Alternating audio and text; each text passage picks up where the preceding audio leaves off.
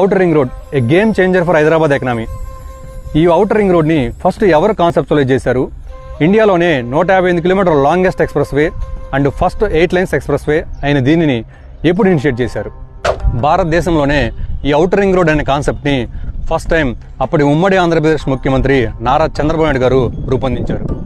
Hyderabad IT sector గ్రోత్కి అవసరమైన ఇన్ఫ్రాస్ట్రక్చర్ని create చేయడానికి ఈ ఔటర్ రింగ్ రోడ్ని 2001లో చంద్రబాబు గారు ఇనిషియేట్ చేశారు.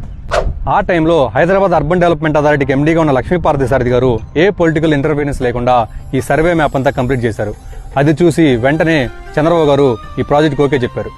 నెక్స్ట్ 2006లో అప్పటి ప్రైమ్ మినిస్టర్ మన్మోహన్ సింగ్ గారు ఈ ఓఆర్ఆర్కి ఫౌండేషన్ స్టోన్ వేశారు.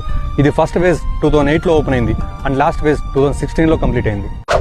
And this ORR is the only express way in India connecting 5 districts, various national highways plus state highways and several urban nodes like high-tech city, financial district, international airport, Genome Valley, etc.